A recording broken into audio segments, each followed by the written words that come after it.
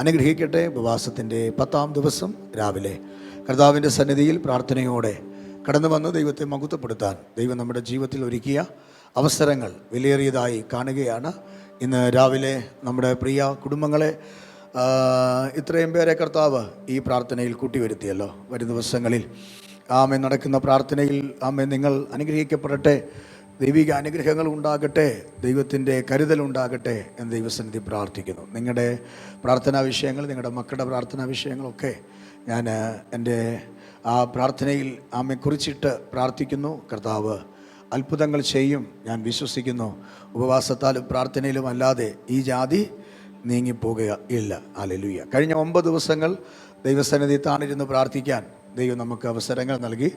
10-ാം ദിവസം ആമേൻ നമുക്ക് കടന്നു വന്ന് ഈ രാവിലെ ദൈവത്തെ മഹത്വപ്പെടുത്താനും ഉപവസിക്കാനും അല്ലാതെയും ആ ദൈവസന്നിധിയിലിരിക്കാൻ കർത്താവ് തന്ന ആ താല്പര്യങ്ങൾക്ക്, കർത്താവ് തന്ന താല്പര്യത്തെ കെടുത്തിക്കളയാതെ അതിന് ജീവൻ വെച്ച് ദൈവസന്നിധി കടന്നു വന്ന് പ്രാർത്ഥിച്ച ദൈവമക്കൾക്ക് സ്തോത്രം ചെയ്യുകയാണ്. ഈ ദിവസങ്ങളിൽ സാധാരണമായൊരു ദൈവസാന്നിധ്യം ഇവിടെ കർത്താവ് ചെയ്തുകൊണ്ടിരിക്കുകയാണ്. ഇതിനകത്ത് ഇരുന്ന് പ്രാർത്ഥിക്കുക എന്ന് പറയുന്നത് അത് ഭയങ്കര അനുഗ്രഹമാണ്. ഇപ്പോൾ നിങ്ങൾക്കതറിയത്തില്ല, കുറച്ച് കഴിയുമ്പോൾ അത് നിങ്ങൾ അറിയും. ദാനിയേലിൻ്റെ പ്രവാചക പുസ്തകത്തിൽ വായിക്കുന്ന പോലെ ഇപ്പോൾ നിങ്ങൾ അറിയുന്നില്ല, പിന്നീട് നിങ്ങൾ അറിയും എന്ന് ദാനിയേലിൽ വായിക്കുന്ന പോലെ പിന്നീട് നിങ്ങളുടെ മക്കളിൽ, നിങ്ങളുടെ കുടുംബത്തിൽ, നിങ്ങളുടെ വ്യക്തിപരമായ ജീവിതത്തിലൊക്കെ അതറിയും. നിങ്ങളുടെ വിടുതലിനുള്ള സമയമാണ്. നിങ്ങളുടെ വിടുതൽ പ്രാപിക്കാനായി കർത്താവിന് പ്രവർത്തിക്കാൻ സമയമായി. അതിന് മുന്നൊരുക്കമായിട്ടാണ് ഈ പ്രാർത്ഥന ദൈവം നമുക്ക് തന്നിരിക്കുന്നത്. പല സ്ഥലങ്ങളിലും ഉപവാസ പ്രാർത്ഥനയും മറ്റു കാര്യങ്ങളൊക്കെ നിന്ന് നിൽക്കുകയാണ്, ആർക്കും വേണ്ട. എന്നാൽ ഇങ്ങനൊരു നിയോഗം ദൈവം നമുക്ക് തന്നപ്പോൾ ഇത് വെറും ഒരു നിയോഗമല്ല. ഇതിൻ്റെ പുറകിൽ ദൈവത്തിന് നിങ്ങളെക്കുറിച്ച്, എന്നെക്കുറിച്ച്, നമ്മുടെ സഭയെക്കുറിച്ച് എന്തോ ദൈവത്തിന് പദ്ധതിയുണ്ട്. സ്തോത്രം. ദൈവസന്നിധി സ്തോത്രം ചെയ്താട്ടെ. ഹല്ലേലൂയ. കർത്താവ് അനുഗ്രഹിക്കട്ടെ. നോഹ വർഷങ്ങൾ പ്രസംഗിച്ചു. നോഹ വർഷങ്ങൾ എന്ത് ചെയ്തു? പ്രസംഗിച്ചു. എന്താ പ്രസംഗിച്ചേ? ഒരു ന്യായവിധി വരുന്നു, ഒരു ന്യായവിധി വരുന്നു. അതുകൊണ്ട് ഒരു പെട്ടകം ഉണ്ടാക്കുകയാണ്. നിങ്ങളെല്ലാവരും ആ പെട്ടകത്തിൽ എന്ത് ചെയ്യണം? കയറണം എന്ന് പറഞ്ഞു. എല്ലാവരും ആ പെട്ടകത്തിൽ കയറണം എന്ന് പറഞ്ഞു. ആമേൻ പ്രസംഗിച്ചു. 1-2 ദിവസമല്ല പ്രസംഗിച്ച്, ധാരാളം പ്രസംഗങ്ങൾ നടത്തി. എല്ലാ മുക്കിനും മൂലയിലും ഒക്കെ നിന്ന് നോഹ എന്ത് ചെയ്തു? പ്രസംഗിച്ചു. അവസാനം നോഹയ്ക്കൊരു പ്രതീക്ഷയുണ്ടായിരുന്നു. എന്താ? ഈ പെട്ടകം നിറയെ ആളുകൾ എന്ത് ചെയ്യും? വരുമെന്ന്. പക്ഷേ ആ സമയമായപ്പോൾ മഴ പെയ്തു. പെട്ടകം ഇരിക്കുന്ന ആ സ്ഥലത്ത് നിന്ന്, പൊസിഷനിൽ നിന്ന് അനങ്ങാൻ തുടങ്ങി. കയറിയത് ആമേൻ അവരുടെ വീട്ടിലുള്ളവർ മാത്രമേ കയറിയുള്ളൂ. ആരാ കയറിയേ? വീട്ടിലുള്ളവർ മാത്രമേ കയറിയുള്ളൂ. വചനം പറയുന്നു ശേഷിച്ചത് 8 എണ്ണമേ കയറിയുള്ളൂ. പക്ഷേ ആ രാജ്യത്ത് അവിടെ ധാരാളം ആളുകൾ ഉണ്ടായിരുന്നു. പക്ഷേ 8 എണ്ണമേ കയറിയുള്ളൂ. 8 എണ്ണം കയറിയപ്പോൾ നോഹയ്ക്ക് ഭയങ്കര വിഷമമായി. കാരണം 1-2 ദിവസമല്ലല്ലോ പ്രസംഗിച്ചേ, 1-2 ദിവസമല്ലോ ദൈവാലോചന പറഞ്ഞേ. നിങ്ങൾ രക്ഷപ്പെടാൻ പെട്ടകത്തിൽ കയറ്, രക്ഷപ്പെടാൻ പെട്ടകത്തിൽ കയറ്, രക്ഷപ്പെടാൻ പെട്ടകത്തിൽ കയറ് എന്ന് പറയുക മാത്രമല്ല, പെട്ടകം ഉണ്ടാക്കുക എന്ന് പറഞ്ഞ ചെറിയ കാര്യമല്ല. അപ്പോൾ ഞാൻ ഇന്ന് രാവിലെ ആ ഭാഗം ചിന്തിച്ചത് കൊണ്ടങ്ങ് പറയുക. അപ്പോൾ ദൈവം എന്ത് ചെയ്യുന്നറിയാമോ? ആമേൻ പറഞ്ഞു, നോഹ അനുസരിച്ചു. എന്നോട് ദൈവം പറയുന്നു, ഉപവസിക്കാൻ പറയുന്നു, ഞാൻ അനുസരിക്കുന്നു. ആമേൻ. ഈ ദിവസങ്ങളിൽ പെട്ടകത്തിൽ കയറുന്നവർക്ക് വിടുതലാണ്. ഒരാമേൻ പറയാമോ? പെട്ടകത്തിൽ കയറുന്നവർക്ക് എന്താണ്? വിടുതല. എത്ര ഉറപ്പുണ്ട്? ഹല്ലേലൂയ. അപ്പോൾ പെട്ടകത്തിൽ കയറി 8 പേരെ എന്ത് ചെയ്തുള്ളൂ? കയറിയുള്ളൂ. അവിടെ ആളില്ലാഞ്ഞിട്ടാണോ 8 പേരെ ആ ഭൂമിയിലുണ്ടായിരുന്നുള്ളൂ? അല്ല, ധാരാളം ആളുകളുണ്ടായിരുന്നു. ധാരാളം ആളുകളെ പ്രതീക്ഷിച്ചാണ് ഇത്രയും വലിയ പെട്ടകം എന്ത് ചെയ്യാൻ പറഞ്ഞേ? പണിയാനായിട്ട് പറഞ്ഞത്. അപ്പം ഞാൻ രാവിലെ ദൈവസന്നിധിയിൽ പ്രാർത്ഥിച്ചപ്പോൾ കർത്താവ് എനിക്കൊരു ചിന്ത തന്നു. ഞാൻ പറയാം. ആ ചിന്ത ഇങ്ങനെയാണ്. കർത്താവിനോട് പറഞ്ഞു, മോനെ, ഞാൻ നാട്ടിൽ പലരെയും പ്രതീക്ഷിച്ചു. നാട്ടിൽ ഞാൻ പലരെയും എന്ത് ചെയ്തു? പ്രതീക്ഷിച്ചു. പക്ഷെ നാട്ടിൽ ആരും പെട്ടകത്തിൽ എന്ത് ചെയ്തില്ല? വിലമ്പടി കിട്ടിയോ? നാട്ടിൽ ഞാൻ പലരെയും എന്ത് ചെയ്തു? പ്രതീക്ഷിച്ചു. പക്ഷെ നാട്ടിൽ ആരും പെട്ടകത്തിൽ കയറിയില്ല. ആട്ടുകാരെല്ലാം ചിന്തിച്ച് നോഹയുടെ പണി ഞാൻ നോഹയ്ക്ക് വേണ്ടിയുള്ളത് നോഹ ചെയ്യട്ടെ. ആമേൻ. എന്ത് ചെയ്തെന്നറിയാമോ? നാട്ടുകാരെല്ലാം പല വഴിക്ക് പോയി. വെള്ളം കയറി വലിയ പ്രശ്നമായി. പക്ഷെ ദൈവം പണിത പെട്ടകമല്ലേ? പെട്ടകം ആര് പണിത? ആര് പണിത? ദൈവം പണിത്. ആശാരി പണിതാണെങ്കിലും അതിൻ്റെ അളവൊക്കെ കൊടുത്ത് ആരാ? ദൈവമാണ് പണിത്. അപ്പോൾ ദൈവം ഒരു കാര്യം പണിയാൻ തുടങ്ങിയാൽ അത് ശൂന്യമായി കിടന്നാൽ അതിൻ്റെ കുറച്ചിലാർക്കാ? ദൈവത്തിനല്ലേ? ദൈവത്തിനല്ലേ? അതുകൊണ്ട് തമ്പുരാൻ കാര്യം പറഞ്ഞു, മോനെ, നാട്ടിൽ കയറാൻ ആളില്ലെങ്കിൽ ഞാൻ കാടളക്കും. വല്ലതും പിടി കിട്ടിയോ? നാട്ടിൽ കയറാൻ ആളില്ലെങ്കിൽ ഞാൻ കാടളക്കും. തമ്പുരാൻ കാടളക്കി ആണും പെണ്ണുമായി സകലതിനെ അകത്ത് കയറ്റി. വാസ്തവത്തിൽ ആനയും പട്ടിയും പൂച്ചയും കോഴിയൊന്നും കയറാനുള്ള പെട്ടകമല്ല. പക്ഷേ ദൈവത്തിൻ്റെ ശബ്ദത്തെ കേൾക്കാൻ തയ്യാറാകാതെ, സ്തോത്രം, ദൈവത്തിൻ്റെ വാക്കിനെ കേൾക്കാൻ തയ്യാറാകാതെ പോയപ്പോൾ, അതുകൊണ്ടാണ് കർത്താവ് പറയുന്നത്, നിങ്ങൾ ആർത്തില്ലെങ്കിൽ വിലമ്പിടി കിട്ടിയോ? വിലമ്പിടി കിട്ടിയോ? നിങ്ങൾ ആർത്തില്ലെങ്കിൽ ആർക്ക് വന്നേ? നിങ്ങൾ തെക്കോട്ടും വടക്കോട്ടും നടന്നാൽ ദൈവത്തിനത് വിഷയം പറ.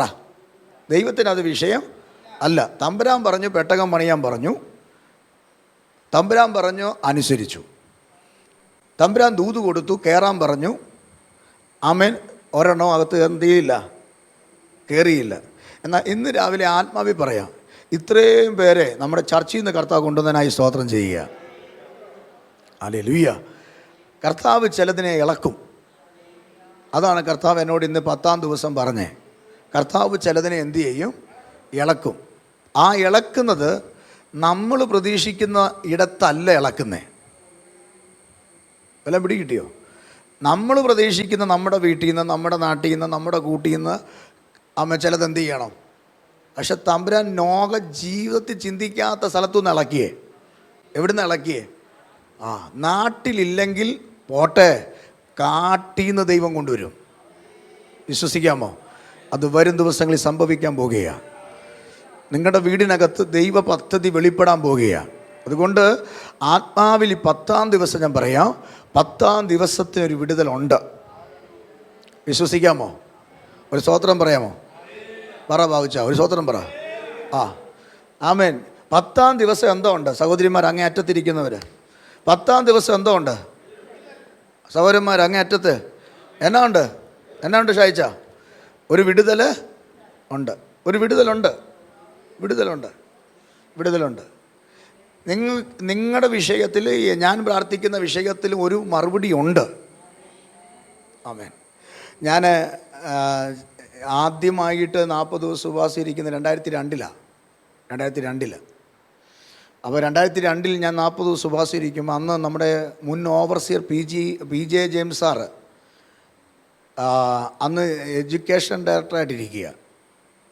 2002 ഉപവസിക്കുമ്പോൾ. അപ്പോൾ അന്ന് എഡ്യൂക്കേഷൻ ഡയറക്ടറായിട്ടിരിക്കുമ്പോൾ 2002 ഇങ്ങനെ അന്ന് ഈ സഭയിലൊക്കെ പ്രാർത്ഥന നടക്കും. പാസ്റ്റർമാരെല്ലാം വിളിച്ചാൽ പ്രാർത്ഥിക്കുക. ഈ 40 ദിവസം പ്രാർത്ഥിക്കുക, ഇന്ന് പാടുക, പ്രസംഗിക്കുക. ഇപ്പം തന്നെ വയറെല്ലാം വേദനയായി. മുമ്പോട്ട് പോകണമെങ്കിൽ കർത്താവ് ഇരട്ടി കൃപ വന്നല്ലേ പറ്റത്തുള്ളൂ. ഇവിടെ ഇപ്പോൾ ആരും പാസ്റ്റർമാരൊന്നും സഹകരിക്കാനില്ല. പലരെയും വിളിച്ചപ്പോൾ എല്ലാവരും ബിസിയാണ്. അപ്പം ആരുമില്ല. അപ്പം കുഴപ്പമില്ല. അപ്പോൾ ഈ പ്രാർത്ഥന അന്ന് പ്രാർത്ഥന നടക്കുമ്പോൾ ഒത്തിരി പാസ്റ്റർമാരൊക്കെ എന്തുണ്ട് പ്രസംഗിക്കാനായിട്ട്. അപ്പോൾ നമുക്കൊരാശ്വാസമാണ്, പാടാനൊക്കെ ഉണ്ട്, ഒരാശ്വാസമാണ്. അപ്പോൾ അന്ന് ലാസ്റ്റ് ദിവസം സാറാണ് പ്രസംഗിക്കാൻ വന്നത്. ലാസ്റ്റ് ദിവസം സാറ് പ്രസംഗിച്ചിട്ട് ഞാൻ ഇന്ന് രാവിലെ ഇവിടെ ഇരുന്നപ്പോൾ ഇങ്ങനെ ഓർക്കുകയായിരുന്നു. ഉപവാസത്തിന് അനന്തരമുള്ള വിടുതലിനെക്കുറിച്ചാണ് പറയുന്നത്. അന്ന് ദൈവത്തിൻ്റെ ആത്മാവ് സാറ് ലാസ്റ്റ് ദിവസം പ്രസംഗിച്ചിട്ട് ഞാനുണ്ട്. അപ്പോൾ കുഞ്ഞ് 1 വയസ്സ് ആ സമയം കണ്ട, എനിക്ക് ഓർമ്മയില്ല ആ പ്രായം. അപ്പോൾ ഞങ്ങളിങ്ങനെ സാറിന് ഞങ്ങൾ ഫുഡ് കൊടുത്തു, ഉച്ചയ്ക്ക് ഫുഡ് കൊടുത്തു. ലാസ്റ്റ് ദിവസമാണ്. അപ്പോൾ ഞാനിങ്ങനെ 40 ദിവസം കുഞ്ഞ് കണ്ണെല്ലാം കുഴിഞ്ഞ് ശരീരമെല്ലാം കൂട്ടി വല്ലാത്തൊരു സാഹചര്യത്തിൽ ഇരിക്കുമ്പോൾ ഈ മനുഷ്യൻ എന്നോട് ചോദിച്ചു, ഉപവാസ പ്രാർത്ഥനയെല്ലാം കഴിഞ്ഞ് ഫുഡെല്ലാം കഴിഞ്ഞിട്ട് എന്നോട് ചോദിച്ചു, എന്നാ പ്രാപിച്ചെന്ന് ചോദിച്ചു.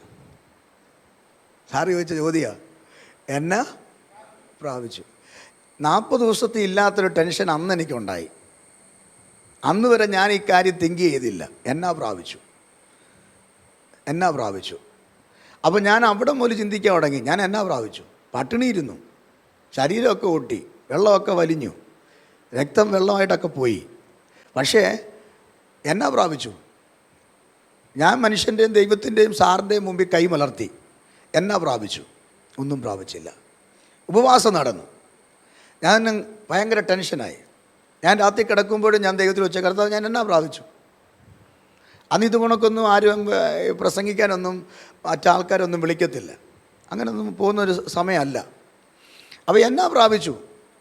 കൊച്ചിന് വിടുതൽ കിട്ടിയില്ല, പ്രാർത്ഥിച്ച പല വിഷയത്തിനും മറുപടി കിട്ടിയില്ല, ഒന്നും കിട്ടിയില്ല. അവിടെ മുതൽ കൺഫ്യൂഷനായി. എന്നാ പ്രാപിച്ചു? ടെൻഷനായി, വ്യാകുലത വന്നു, നിരാശ വന്നു. പ്രാർത്ഥന കഴിഞ്ഞപ്പോഴുള്ള കാര്യമാണ് പറയുന്നത്. എന്നാ പ്രാപിച്ചു? ഇതിങ്ങനെ അലട്ടുക. ഈ സാർ എന്നോട് ചോദിച്ച് ചോദ്യം ഇങ്ങനെ അലട്ടുക. എന്നാ പ്രാപിച്ചു? എന്നാ പ്രാപിച്ചു? അതൊരു ഒന്നൊന്നര ചോദ്യമായിരുന്നു. 40 ദിവസം ഇരുന്നപ്പോൾ ഈ ടെൻഷനില്ല. 40 ദിവസം കഴിഞ്ഞപ്പോൾ ഒരു ദിവസം രാത്രി ആത്മാവി പ്രാർത്ഥിച്ചിട്ട് അന്ന് ഞങ്ങൾ ചർച്ചിലാണ് കിടക്കുന്നത്. പാസ്റ്റേജിനകത്ത് കിടക്കാൻ പറ്റത്തില്ല, ചെറിയൊരു സിറ്റുവേഷനേ ഉള്ളൂ. അപ്പോൾ ചർച്ചിലാണ് ഞങ്ങൾ കിടക്കുന്നത്. അപ്പോൾ ചർച്ചിൽ കിടക്കുമ്പോൾ ഞാൻ എഴുന്നേറ്റിരുന്ന്, കുഞ്ഞും വൈഫും കൂടെ ഉറങ്ങുമ്പോൾ ഞാൻ എഴുന്നേറ്റിരുന്ന് അവരുടെ സൈഡിൽ ഇരുന്ന് ഇങ്ങനെ പ്രാർത്ഥിക്കുക. ആടി ആടി പ്രാർത്ഥിച്ച് അവിടെ ഇരുന്ന് ഉറങ്ങി.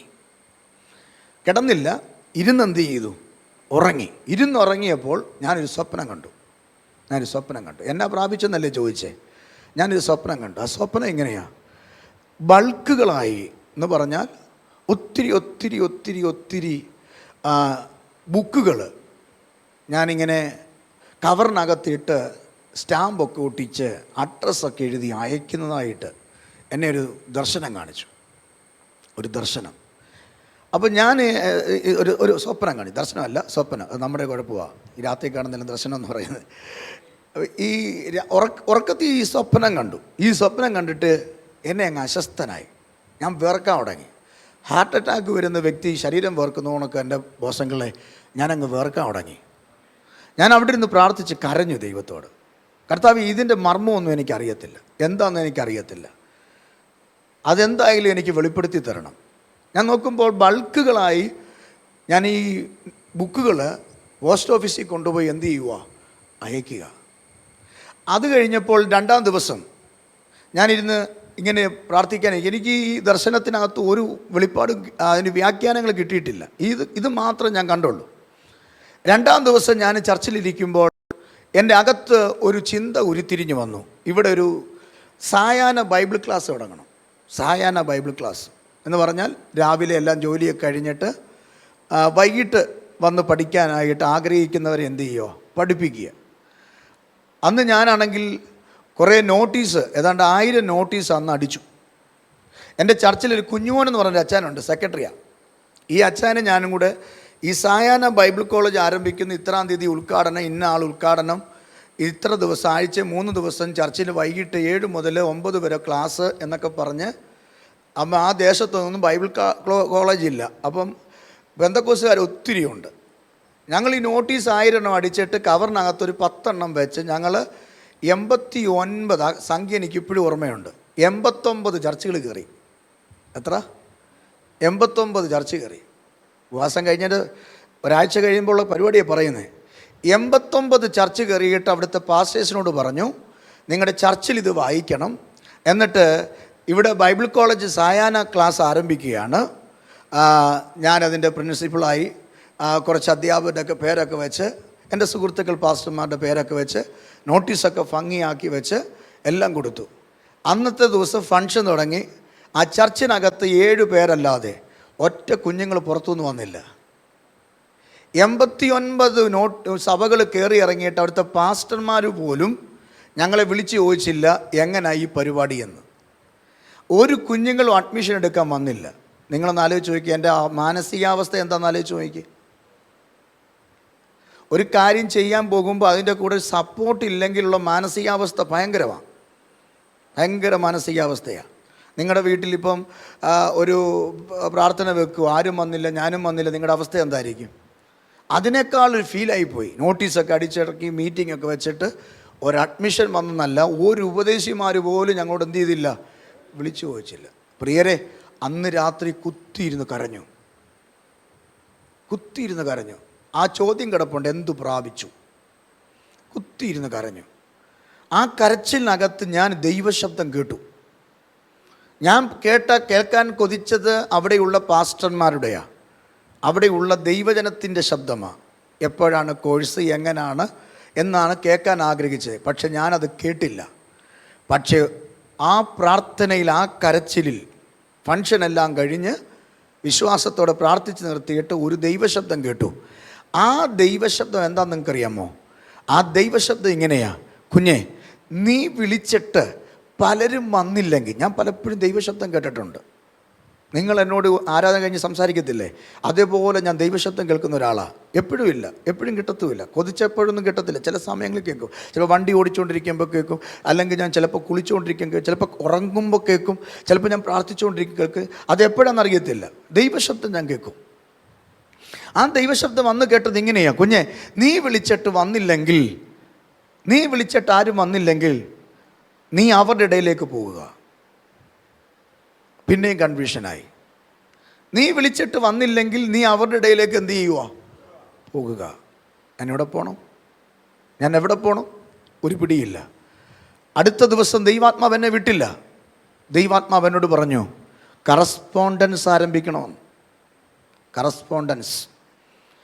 ഞാൻ ദൈവശബ്ദം കേട്ട് വണ്ടി കയറി കുമ്പനാട് ചെന്നിട്ട് 2-3 ബുക്കൊക്കെ വാങ്ങിച്ചുകൊണ്ട്, വേറെ ആരോണ്ട് എഴുതിയതാ, ആ ബുക്ക് വാങ്ങിച്ചുകൊണ്ട് വന്നിട്ട് അവരുടെ പോലും പെർമിഷൻ ഇല്ലാതെ ഞാൻ കാശ് കൊടുത്ത് ബുക്ക് വാങ്ങിച്ചുകൊണ്ട് വന്ന് വീട്ടിൽ വന്ന് ഫോട്ടോസ്റ്റാറ്റ് എടുത്ത്, അതിൻ്റെ ചില താളുകളൊക്കെ ഫോട്ടോസ്റ്റാറ്റ് എടുത്ത് ഒരു 3-4 കോഴ്സ് സബ്ജക്റ്റ് പോലെ ആക്കിയിട്ട് അടുത്ത നോട്ടീസ് ഫേസ്ബുക്കിലിട്ടു. ഒരു ചർച്ചയും പോയില്ല. ഫേസ്ബുക്കിലിട്ട് പറഞ്ഞു, കറസ്പോണ്ടൻസ് ആയിട്ട് ബൈബിൾ എന്ത് ചെയ്യാം? പഠിക്കാം. സന്തോഷമുണ്ടോ? കറസ്പോണ്ടൻസ് ആയിട്ട് ബൈബിൾ പഠിക്കാം. കുറേ പേര് വിളിച്ചു. വീട്ടിൽ നിന്ന് പഠിച്ചാൽ മതിയല്ലോ. സൗജന്യം എന്ന് പറഞ്ഞു കഴിഞ്ഞാൽ നമ്മൾ ഒത്തിരി പേര് വരും. മലയാളികൾ അങ്ങനെ ആസിഡ് സൗജന്യം കൊടുത്താൽ എന്ത് ചെയ്യും? കുടിക്കും. അപ്പോൾ ഒരു കാര്യം മനസ്സിലായി, ഈ സൗജന്യം എന്ന് പറഞ്ഞപ്പോൾ ഒത്തിരി പേര് വിളിച്ചു. ഏതാണ്ട് 10-47 പേര് വിളിച്ചു. അഡ്മിഷൻ എടുത്തു. കോഴ്സ് തുടങ്ങി. അത് 3 മാസത്തെ കോഴ്സാണ്. കർത്താവ് എനിക്ക് നിയമം തന്നു. പ്രാർത്ഥിക്കാൻ കർത്താവ് പറഞ്ഞു, ഇങ്ങനെയൊക്കെ ചെയ്യണം. ഇങ്ങനെ ആരോടും ചോദിക്കത്തില്ല. ഈ കോഴ്സ് ഇങ്ങനെ പഠിക്കണം, ഇതിങ്ങനെ എടുക്കണം, ഈ സബ്ജക്റ്റ് ഇങ്ങനെ ആക്കണം, ഈ സർട്ടിഫിക്കറ്റ് ഇങ്ങനെ കൊടുക്കണം, എല്ലാം ദൈവത്തോട് ഉപയോഗിക്കും. പക്ഷേ ഈ സൗജന്യം എന്ന് കേട്ടപ്പോൾ 49 പേരെ കിട്ടി. 3 മാസത്തെ കോഴ്സ് 2 ആഴ്ച കഴിഞ്ഞപ്പോഴത്തേന് അത് 16 അർത്ഥം എന്തുവാ? പഠിക്കാൻ വന്നവരെല്ലാം പോയി. 16 കഴിഞ്ഞ് 2 മാസം കഴിഞ്ഞപ്പോൾ അത് 7 ആ 49 എത്ര പേര് കിട്ടി? 7 പേരെ കിട്ടി. ആ 3 മാസം കോഴ്സ് പൂർത്തിയാക്കിയത് 5 പേര്. വിട്ടില്ല. ദൈവാത്മാവിനോട് പറഞ്ഞു, വിട്ടില്ല. അപ്പം ഞാൻ അന്വേഷിച്ചു, എന്തുകൊണ്ടാണ് ഇത് സൗജന്യമായി കൊടുത്തിട്ട് എന്താ വേണ്ടാത്തേ? അപ്പോൾ എനിക്ക് എൻ്റെ മനസ്സിനകത്ത് ചിന്ത വന്നു, ഇത് പുസ്തകത്തിൽ നിന്ന് പ്രിൻ്റ് എടുത്ത് കൊടുത്തതല്ലേ, അപ്പോൾ അവർക്കൊരു സുഖം തോന്നില്ലായിരിക്കും. അപ്പോൾ ഇനി സബ്ജക്റ്റ് ബേസ് ചെയ്ത് ഒരു CTH കോഴ്സ് പോലെ 1 വർഷത്തെ കോഴ്സ് പുസ്തകമാക്കി അധ്യാപകർക്ക് പൈസ കൊടുത്ത് നോട്ട് അവരുടെ നിന്ന് വാങ്ങിച്ചിട്ട് അവർക്ക് പൈസ കൊടുക്കുക, അവർ നോട്ട് തരിക. ആ നോട്ട് ഞാൻ പ്രിൻ്റ് ചെയ്ത് അല്ലെങ്കിൽ ഫോട്ടോസ്റ്റാറ്റ് എടുത്ത് അയക്കുക. അങ്ങനെ തീരുമാനിച്ചു. അപ്പോൾ അങ്ങനെ തീരുമാനിച്ച് കഴിഞ്ഞപ്പോൾ എൻ്റെ കയ്യിൽ എന്തില്ല? ഇതിനുള്ള നോട്ടില്ല, അധ്യാപകർക്ക് കൊടുക്കാനുള്ള പൈസയില്ല, അധ്യാപകരില്ല, അതുമാത്രമല്ല ഇത് പ്രിൻ്റ് ചെയ്യാനുള്ള കാശില്ല. അപ്പം ഞാൻ തീരുമാനിച്ചു, ഇത് സ്റ്റോപ്പ് ചെയ്യുക, വേണ്ട, ഇത് എന്നെ പറ്റുന്ന പണി അല്ല. ആ ചോദ്യം കിടപ്പുണ്ട്, നീ എന്തു പ്രാപിച്ചു?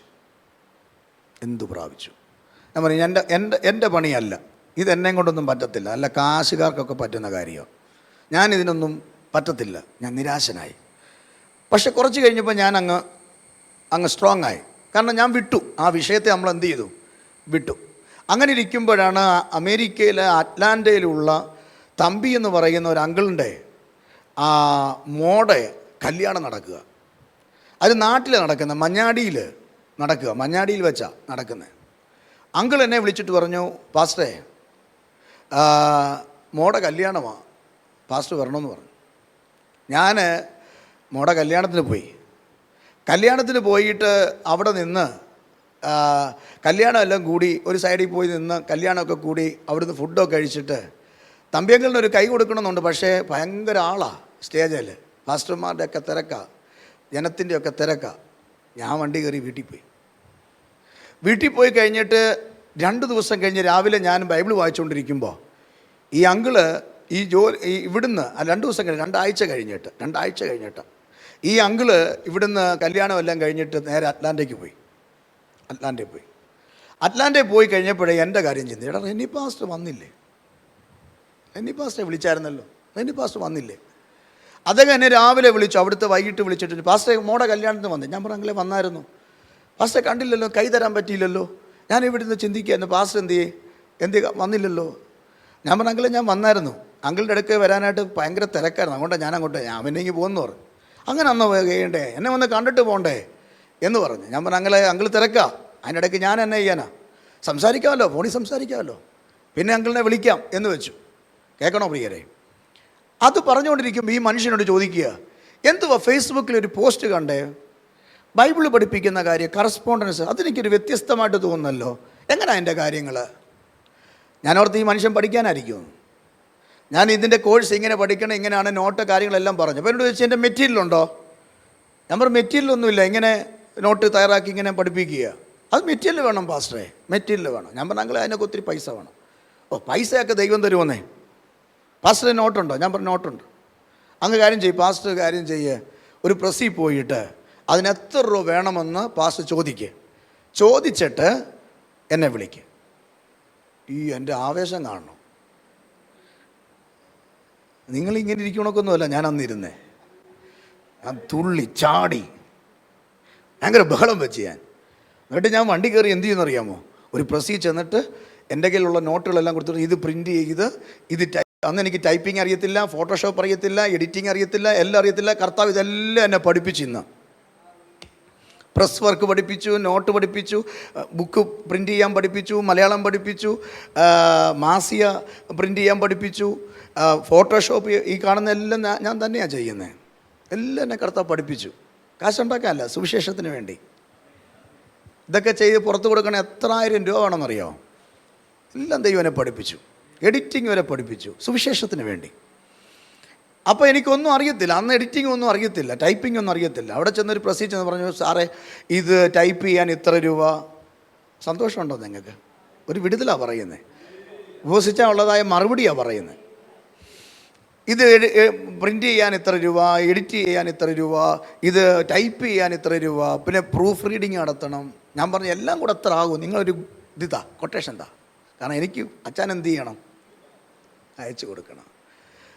ഞാൻ ഇതെല്ലാം കൊടുത്ത് ഇപ്പോൾ ഇവരെല്ലാം കൂടെ കൂടിയിട്ട് എല്ലാം കൂടെ എഴുതിയിട്ട് 1,10,000 രൂപ. അയ്യോ, ഞാനൊരു 10,25,000 രൂപ പ്രതീക്ഷ എന്ത് ചെയ്യുന്നേ? ഇവരൊക്കെ തന്നാൽ അത്രേ എന്ത് ചെയ്യത്തുള്ളൂ, അത്രയൊക്കെ തരത്തുള്ളൂ. കൂടി വന്നാൽ അത്രയൊക്കെ തരത്തുള്ളൂ. ചിലപ്പോൾ ഒരു $100 അയച്ചു തരും, അത് ഒരു 8,000 രൂപ കാണും, അത്രേ കാണത്തുള്ളൂ. അപ്പോൾ ഞാനൊരു 25,000 രൂപ ഈ മനുഷ്യൻ്റെ വാക്ക് കേട്ടിട്ട് എന്ത് ചെയ്യുക, അവിടെ ചെല്ലുക. അവിടെ ചെന്ന പെണ്ണ് പറയും 1,10,000 രൂപ വേണോ? ഞാൻ ലൈവിലാണ് പറയുന്നത്, ചിലപ്പോൾ തമ്പിച്ചാൻ കേൾക്കുന്നുണ്ടാകും. 1,10,000 രൂപ വേണമെന്ന്. ഞാനിത് മനസ്സോടെ വാങ്ങിച്ചിട്ട് പോക്കറ്റിൽ വെച്ചിട്ട് വീട്ടിൽ വന്ന് മിണ്ടാതിരിക്കുക. ഞാനന്ന് ഈ പുള്ളിക്ക് അയച്ചു കൊടുത്തില്ല. അന്ന് വൈകിട്ട് അദ്ദേഹം എന്നെ സൂക്ഷം രാവിലെ അവിടെ നേരം വെളുത്തിട്ട് എന്നെ വിളിച്ചിട്ട് ചോദിച്ചു, പാസ്റ്റേ എന്തുവാ ഈ കാര്യങ്ങളൊക്കെ, പോയി ചോദിച്ചോ? ഞാൻ ചിരിച്ചു. എന്നാ പാസ്റ്റേ ചിരിക്കുന്നത്? ഞാൻ പറഞ്ഞ അച്ഛാ, നമ്മൾ ഉദ്ദേശിക്കുന്ന രീതിയൊന്നും അല്ല, 1,10,000 രൂപ വേണമെന്നാണ്. ഈ മനുഷ്യനോട് പറയുവാ, ഈ അച്ഛൻ എന്നോട് പറയുവാ, പാസ്റ്റർ കാര്യം ചെയ്യാം, അക്കൗണ്ട് നമ്പർ താ, ഞാൻ എന്തെങ്കിലുമൊക്കെ ചെയ്യാം. എന്തെങ്കിലും ചെയ്ത് എന്നാ ചെയ്യാൻ? എന്തെങ്കിലുമൊക്കെ ചെയ്യാം. ഞാൻ അക്കൗണ്ട് നമ്പർ കൊടുത്തു. അന്നേരം ആവേശത്തോടെ ഞാൻ അക്കൗണ്ട് നമ്പർ കൊടുത്തു. അക്കൗണ്ട് നമ്പർ കൊടുത്തു കഴിഞ്ഞപ്പോൾ ഒരു 1/2 മണിക്കൂർ കഴിഞ്ഞപ്പോൾ എൻ്റെ മൊബൈലിൽ ഒരു മെസ്സേജ്. ഞാൻ നോക്കിയപ്പോൾ 1,25,000 രൂപയുണ്ട്. അന്ന് തുടങ്ങിയതാണ് നമ്മുടെ ഈ ബൈബിൾ കോളേജ്. ആദ്യം ഒരുത്തനും വന്നില്ല പഠിക്കാൻ. പിന്നെ വന്നതിൽ 16ആയി, 7ആയി, 5 നിന്നു. അന്ന് തുടങ്ങിയ കോഴ്സിൽ ഇന്ന് 2,000-ലധികം ആളുകളെ വിവിധ രാജ്യങ്ങളിൽ പഠിപ്പിക്കാൻ നമ്മുടെ ഗ്രേസ് അക്കാഡമിയെ ദൈവടയാക്കി. ദൈവം വിശ്വസ്തനാണോ? എന്തു പ്രാപിച്ചു എന്ന് ചോദിച്ചപ്പോൾ എനിക്കിന്ന് ഇവിടെ ഇരുന്ന് പറയാൻ കഴിയും, ആ 40 ഗ്രേസ് അക്കാഡമിയുടെ അടിത്തറ. ഈ 40 കഴിയുമ്പോൾ ഒരു ദൈവ പദ്ധതിയുണ്ട്.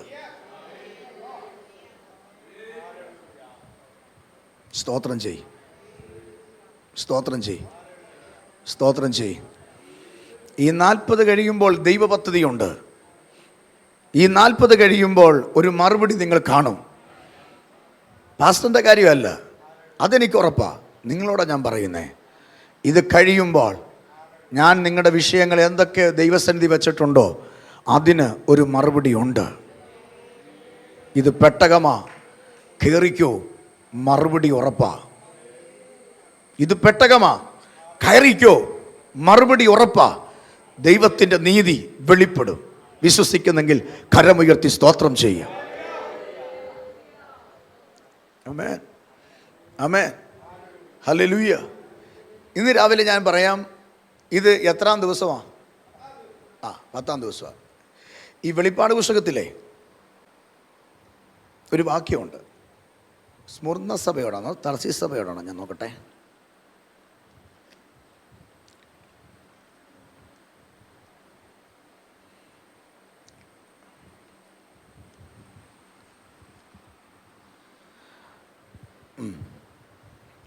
വെളിപ്പാട് പുസ്തകം 2-ാം അധ്യായം അതിൻ്റെ 10ാമത്തെ വാക്യം വായിച്ചേ. ഈ ദിവസത്തിൻ്റെ പ്രത്യേകതയുണ്ട്.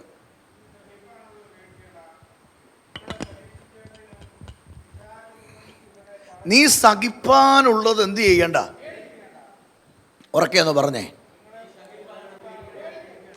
നീ സഹിപ്പാനുള്ളത്, എന്നെ നോക്കിക്കേ, ബോസങ്ങൾ വായിച്ച് കേൾപ്പിക്കും. ഞാനത് മയക്കി കൂടെ അവർക്ക് കേൾക്കത്തക്ക രീതി പറഞ്ഞു തരാം. നീ സഹിപ്പാനുള്ളത് എന്ത് ചെയ്യണ്ട? അതിനർത്ഥം എന്തുവാ? ചിലത് അതിനാ നമ്മുടെ കുറിവാക്യം വിട്ടിട്ടില്ല, അതിങ്ങനെ കിടക്കുക. അത് കർത്താവ് പറയുമ്പോഴേ മാറ്റത്തുള്ളൂ. അതുമായിട്ട് ലിങ്ക് ചെയ്ത് പറയുക. പിശാച് നിന്നെ ഉപദ്രവിക്കാൻ വരും, എതിർത്ത് നിൽക്കണം. അവൻ നിന്നെ വിട്ട്. ഇവിടെ വെളിപ്പാട് പുസ്തകത്തിൽ പറയുക, നീ സ്മുർന്ന സഭയോട് പറയുക, നീ സഹിപ്പാൻ ഉള്ളത് പേടിക്കണ്ട.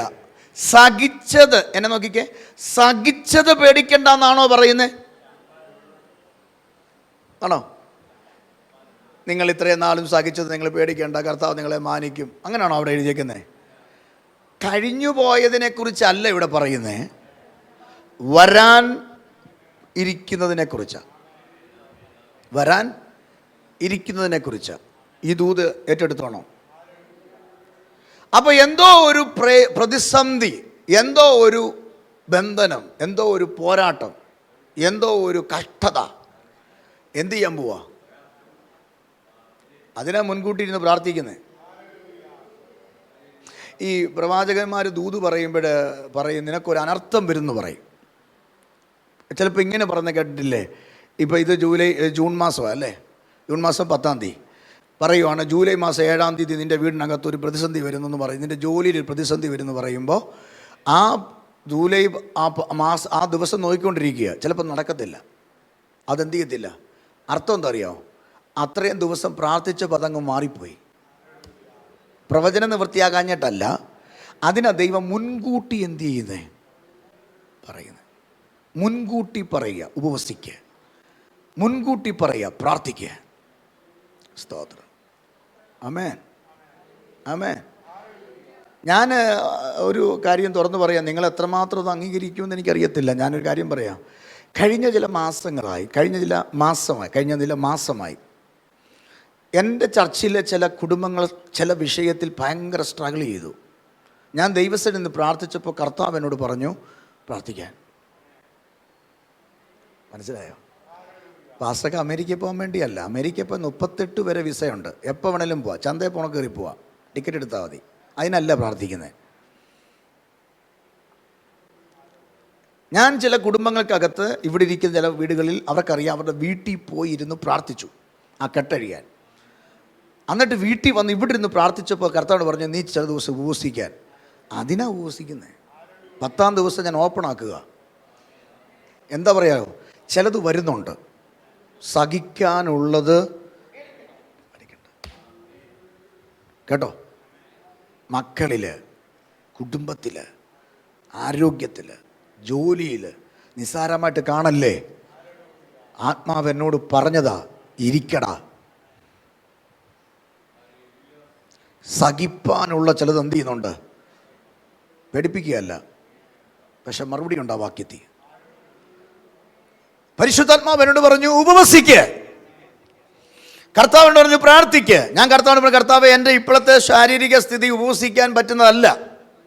അപ്പോൾ ഞാൻ കർത്താവിൻ്റെ സന്നിധി പ്രാർത്ഥിച്ചപ്പോൾ നാളെ ഉപവാസം ആരംഭിക്കുന്നു. തലേന്ന് ഞാൻ കാരിത്താസിൽ അഡ്മിറ്റാണ്. അപ്പോൾ എൻ്റെ അതെല്ലാം കഴിഞ്ഞ് വീട്ടിൽ വന്ന് വെളുപ്പിനെ വീട്ടിൽ വന്നപ്പോൾ ഭാര്യ എന്നോട് ആദ്യം പറഞ്ഞെന്തോ അറിയോ, അച്ഛൻ എന്ത് ചെയ്യണ്ട. ഞാൻ മനസ്സിൽ പറഞ്ഞു, പോ പിശാചെന്ന്.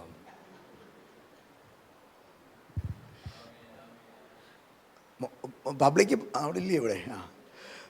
ഞങ്ങളിങ്ങനെ വീട്ടിലൊക്കെ ഇങ്ങനെ സന്തോഷമാണ് അത്. അപ്പം ഞാൻ പറഞ്ഞു പോ പിശാചെന്ന് പറഞ്ഞു. കാരണം പണ്ട് പത്രോസിൻ്റെ കൈക്ക് പിടിച്ച് മാറ്റിക്കൊണ്ട് കർത്താവ് പറഞ്ഞില്ലയോ, എന്താ പറഞ്ഞേ, മോനെ നിൻ്റെ മനസ്സ് ദൈവം നിനക്ക് തന്നാടാ, എന്നോടുള്ള സ്നേഹം ഞാൻ ഇപ്പോഴാടാ മനസ്സിലായേ, എന്നാലും ഞാൻ ചാകാൻ നിനക്ക് ഇഷ്ടമല്ലല്ലോ എന്ന് പറഞ്ഞിട്ട് രാവിലെ സൈമച്ചാൻ വന്നേ ഉമ്മ വന്ന ഉണക്ക് രാവിലെ വന്ന് എനിക്ക് ഉമ്മയൊക്കെ തന്നു. എന്നെ ചോദിച്ചൊരു ഉമ്മ വരട്ടെ എന്ന് ഞാൻ പറഞ്ഞു, വെച്ച് കൊടുത്തു, വെച്ച് താങ്ങിക്കൊള്ളാൻ പറഞ്ഞു. പത്രോസ് എന്ത് ചെയ്യുന്നറിയോ, ആ ഉമ്മ തന്നെ എന്തിനറിയോ, ഞങ്ങൾ പ്രാർത്ഥിച്ചൊരു വിഷയത്തിന് മറുപടി കിട്ടിയ എൻ്റെയാ, ആ ഉമ്മ ഒന്നുമല്ല. തുടങ്ങിയിട്ടുണ്ട് പരിപാടി, ഇപ്പോൾ പറയണ്ട, ഇതെല്ലാം കഴിയട്ടെ. ഒത്തിരി ഉമ്മ ഇനിയും കിട്ടാൻ പോവാ.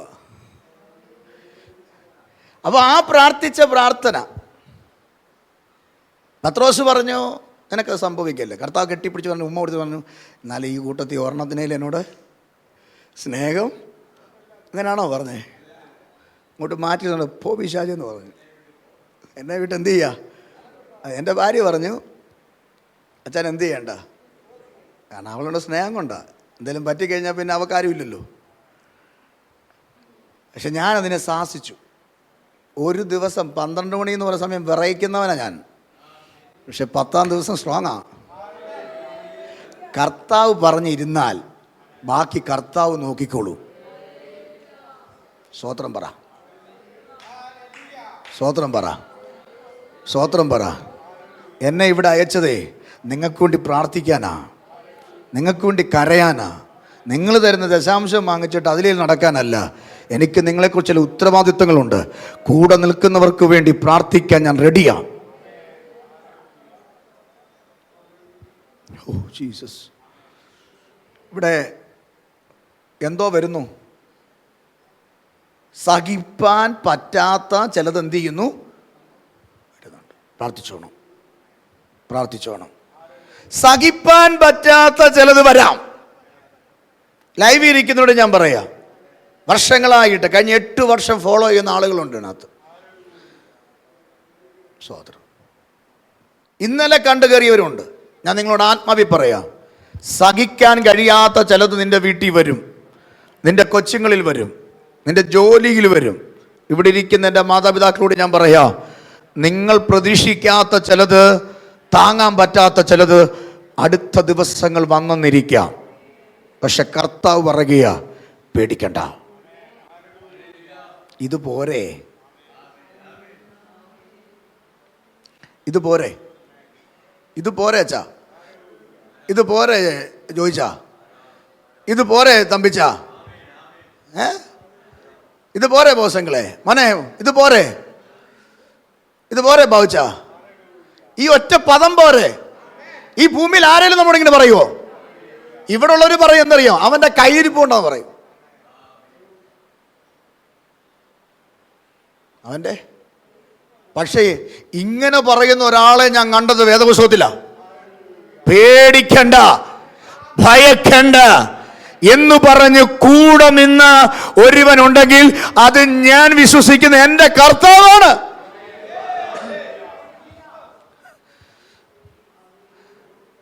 ഈ നമുക്ക് വേദന വരുമ്പോൾ, കഷ്ടത വരുമ്പോൾ, പോരാട്ടം വരുമ്പോൾ നമ്മുടെ കൂടെ ആരും കാണത്തില്ല. മിനിമാമേ, ആരും കാണത്തില്ല. പന്ത് കളിക്കാനും ഹോട്ടലിൽ പോകാനും അല്ലെങ്കിൽ യാത്ര ചെയ്യാനും അല്ലെങ്കിൽ മറ്റു പലതിനും നമ്മുടെ പലരും കാണും. പക്ഷെ നീ ഇരിക്കട്ടെ, നീ ഒന്ന് കരയട്ടെ, എല്ലാവരും നിന്നെ വിട്ട് ഓടിപ്പോവും. എല്ലാവരും ഓടിപ്പോവും കേട്ടോ. ആൽവിൻ്റെ അമ്മ, എല്ലാവരും ഓടി എന്തു ചെയ്യും? പോവും. എല്ലാവരും ഓടിപ്പോവും. പക്ഷേ ഇന്ന് രാവിലെ 10-ാം ദിവസം ദൈവാത്മാവ് പറയുകയാ, ആ കുറിവാക്യം തിന്നുകൊണ്ടാണ് പറയുന്നത്. കുറിവാക്യം വായിച്ചില്ലെന്നേ ഉള്ളൂ. കുറിവാക്യമാണ് നമ്മുടെ ആധാരം. ആമേൻ. ഇന്ന് ഈ മീറ്റിങ്ങിന് ടൈറ്റിൽ ഉണ്ടെങ്കിൽ, ഇവിടെ എഴുതാനൊരു ബോർഡുണ്ടെങ്കിൽ ഞാൻ എഴുതിയനേമായിരുന്നു. ആമേ, പിശാചിനോട് എതിർത്ത് നിൽക്കുക, ദൈവത്തിന് കീഴടങ്ങുക. ഇതാ പ്രാർത്ഥനയുടെ തീം. ഈ ഉപവാസ പ്രാർത്ഥനയ്ക്ക് തീമുണ്ട്. നമ്മൾ എന്തായാലും അതും ഇതും പറഞ്ഞു പോകുകയല്ല, നമ്മളൊരു വിഷയത്തിനകത്ത് നിൽക്കുക. ഈ ദിവസങ്ങളിൽ പിശാചിനോട് എതിർത്ത് നിൽക്കുക. ആമേ, പോരാട്ടം പല നിലയിൽ വരും. നിന്റെ ഉപവാസത്തെ മടുപ്പിക്കാൻ, നിന്റെ മനസ്സിനെ മടുപ്പിക്കാൻ. പക്ഷെ എതിർത്ത് നിൽക്കണം. എതിർത്ത് എന്ത് ചെയ്യണം? ഇന്ന് രാവിലെ ചെറിയൊരു പ്രയാസം എൻ്റെ ഉള്ളിൽ വന്നപ്പോൾ ഞാൻ ആകെ അങ്ങ് ടയർഡായി. എൻ്റെ ഇരിപ്പും മട്ടും കണ്ടപ്പം ഇദ്ദേഹം എന്നോട് ചോദിച്ചു, വിഷമമായില്ലേ? ഞാൻ പറഞ്ഞു, എടുത്ത വായിക്ക് ഈ മോൻ പറയുവാ പക്ഷേ ഇന്നത്തെ പ്രാർത്ഥനയെ മടുപ്പിക്കാനാ പാസ്, വിട്ടുകളാ. ഞാൻ അടുക്കളയോട് ചെന്നപ്പോൾ അവളും കൊണ്ട് പറഞ്ഞു, അച്ഛാ വിട്ടുകളാ. ഞാൻ ഇവിടെ വന്നപ്പോൾ എൻ്റെ കർത്താവ് പറഞ്ഞു, നീ ഭയപ്പെടണ്ട,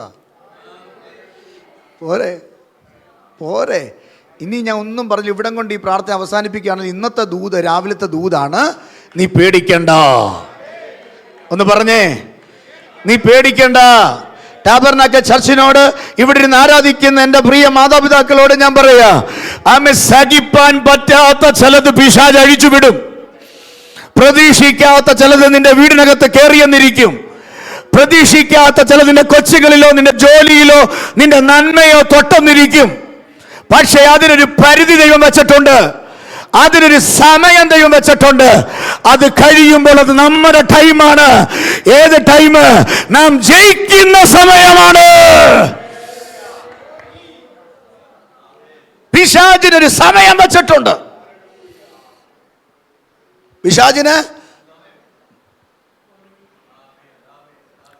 സമയം വെച്ചിട്ടുണ്ട്. അതുകൊണ്ടാണ് ഇയ്യോബിനോട് പറഞ്ഞത്, ഇയ്യോബിനെ പറ്റി സാത്താനോട് പറഞ്ഞത്, നീ അവൻ്റെ വസ്തുവിനെ തൊട്ടു, അവൻ്റെ മൃഗത്തെ തൊട്ടു, 10 മക്കള് തൊട്ടു, ശവപ്പെട്ടി വെച്ചോ, ഭാര്യ അവളെ എടുത്തു, ശരീരം അതും കൊണ്ടോ, പുഴുവോ കയറിക്കോട്ടെ. പക്ഷെ കർത്താവ് ഒരു കാര്യം പറഞ്ഞു, പ്രാണനെ മാത്രം എന്ത് ചെയ്യരുത്. കാരണം നിനക്ക് ചെയ്ത് കഴിഞ്ഞിട്ട് നിനക്ക് ചെയ്ത് കഴിഞ്ഞിട്ട് എനിക്ക് ചിലത് ചെയ്യാനുണ്ട്. ഉപവസിക്കുന്നവരോടും പ്രാർത്ഥിക്കുന്നവരോടും ശാരീരിക ബലഹീന നിമിത്തം ഉപവസിക്കാൻ കഴിഞ്ഞില്ലെങ്കിലും ആത്മാർത്ഥതയോടെ ആലയത്തിൽ കയറി വന്ന നിന്നോട് ഞാൻ ആത്മാവി പറയുകയാ, കർത്താവിന് ചിലത് ചെയ്യാനുണ്ടെന്നേ.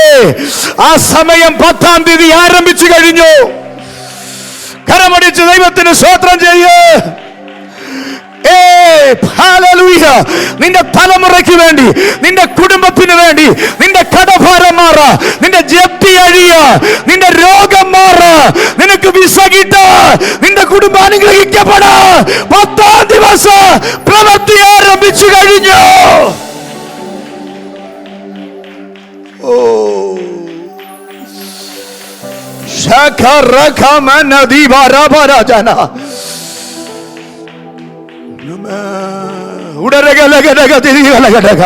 നിന്റെ കുഞ്ഞിന്റെ PR-നെ തടയുന്നത് സമയം കഴിഞ്ഞു.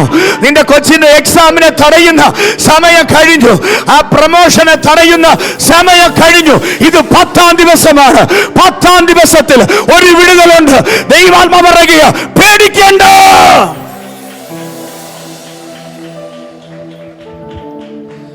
പിശാചിനോട് നീ എതിർത്ത് നിന്നാ മതി. പിശാചിനോട് നീ എന്ത് ചെയ്താൽ മതി? സ്തോത്രം പറ. ആ കര ഉയർത്തി നല്ലൊരു ഹല്ലേലൂയ പറ. എൻ്റെ പൊന്ന ആൻറ്റിമാരെ, അമ്മച്ചിമാരെ, അച്ചായന്മാരെ, നിങ്ങൾ ഇന്ന് രാവിലെ നിങ്ങളുടെ സ്വബുദ്ധിക്ക് വന്നൊന്നും അല്ല ഇവിടെ. അങ്ങനെയാണ് നിങ്ങൾ വീട്ടിൽ ഇരുന്നാലും മറ്റു പലരെ പോലെ. ദൈവം നിങ്ങളെ ഇതിനകത്ത് കൊണ്ടുവന്നതാ. എന്തിനറിയാമോ? ഈ 10-ാം ദിവസം നിന്റെ ബന്ധനം അഴിയാൻ പോകുകയാണെന്ന്. മോനെ പ്രാർത്ഥിച്ചോ?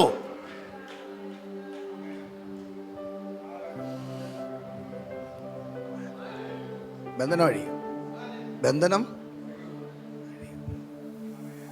അഴിയും. അപ്പം നീ സഹിപ്പാനുള്ളത് എന്ത് ചെയ്യണ്ടെന്നാ? സഹിപ്പാനുള്ളത്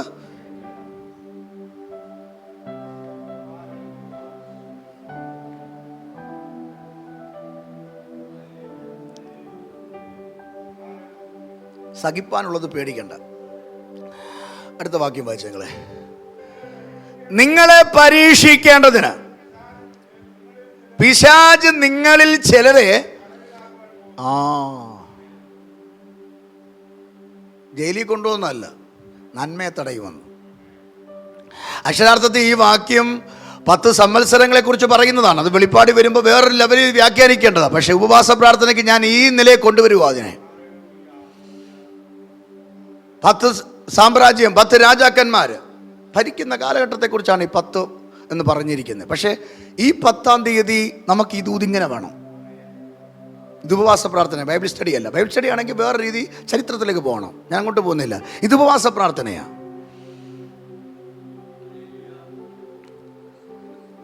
നിങ്ങളിൽ ചിലരെ തടവിലാക്കുവാൻ, അർത്ഥം കയ്യിൽ വിലങ്ങ് വെച്ച് സെൻട്രൽ ജയിലിൽ കൊണ്ടുപോകുന്നല്ല അർത്ഥം.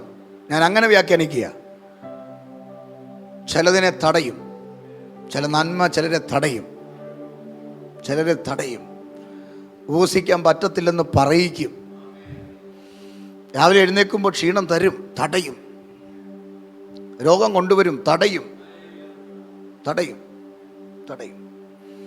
സാമ്പത്തികം തടയും. കുഞ്ഞുങ്ങളുടെ ജോലി തടയും. ഇതെല്ലാം തടയുമ്പോൾ അടുത്തത് ഇവിടെ കിടക്കുന്ന വാക്യം മനസ്സിലാച്ചാ? 10 ദിവസം നിങ്ങൾക്ക് ഉപദ്രവം, ചിലരെ തടവിലാക്കും, പ്രതീക്ഷിക്കാൻ പറ്റാത്ത ചിലത് നിങ്ങളുടെ മേൽ കയറി വരും. നിങ്ങൾക്കതൊരു ഉപകാരമല്ല, ഉപദ്രവമായിട്ട് മാറും. നിങ്ങളെ അത് കരയിപ്പിച്ചെന്നിരിക്കും, നിങ്ങളെ അത് വിഷമിപ്പിച്ചെന്നിരിക്കും, നിങ്ങളുടെ സ്വസ്ഥതയെ അത് നശിപ്പിച്ചെന്നിരിക്കും. ആമേൻ, ആമേൻ പറ. പക്ഷെ അവിടെ ഒരു കണക്ക് പറയുന്നുണ്ട്. 10 ദിവസം. 10 ഇന്ന് എത്രാം ദിവസമാ? 10 ദിവസം നിങ്ങൾക്ക് എന്തോ ഉണ്ട്. അങ്ങനെയാണെങ്കിൽ ഞാനൊരു കാര്യം പറയാം. ഒരു വർഷം എന്ന് പറഞ്ഞോ, 40 ദിവസം എന്ന് പറഞ്ഞോ, എത്ര ദിവസമാ? 10. എന്താ ഈ 10? 10 ഉള്ളൂ. സ്കൂളിൽ പഠിച്ചപ്പോൾ എത്ര പഠിച്ചു? എണ്ണാൻ അലനെ എത്ര പഠിച്ചു?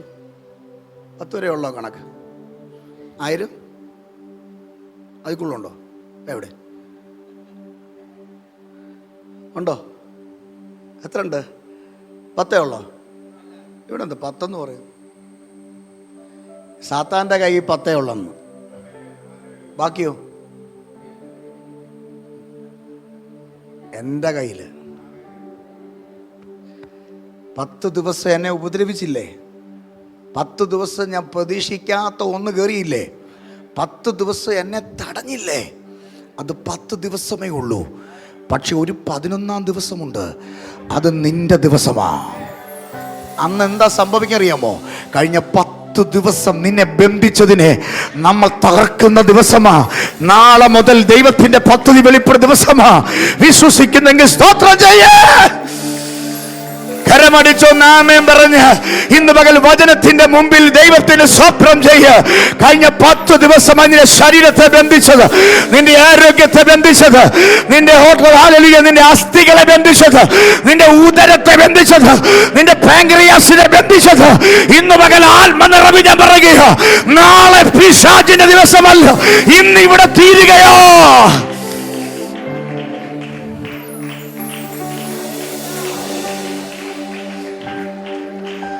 11-ാം ദിവസം.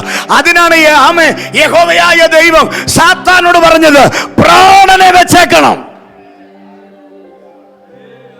പ്രാണനെ തൊട്ടുപോകരുത്.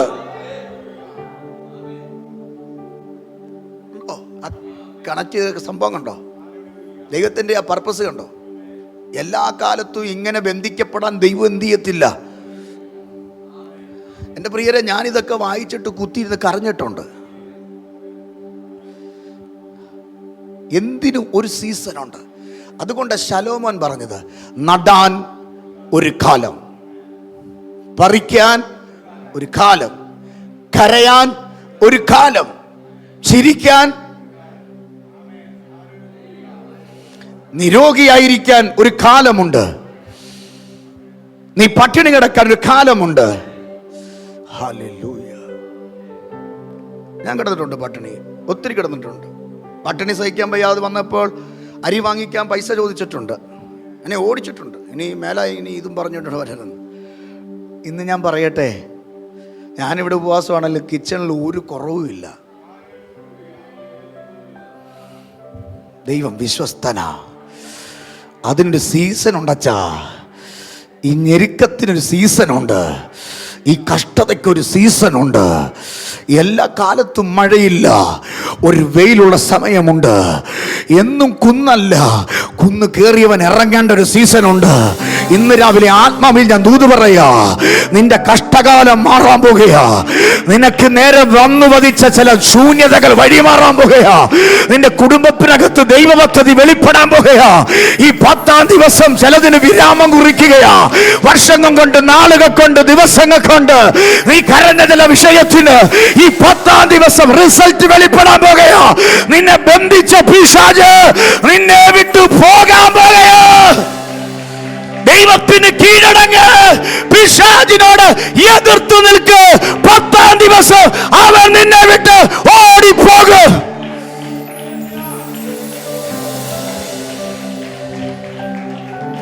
ഓടിപ്പോകും, ഓടിപ്പോകും. വിശ്വസിച്ച് സ്തോത്രം ചെയ്യ. ഓടിപ്പോകും.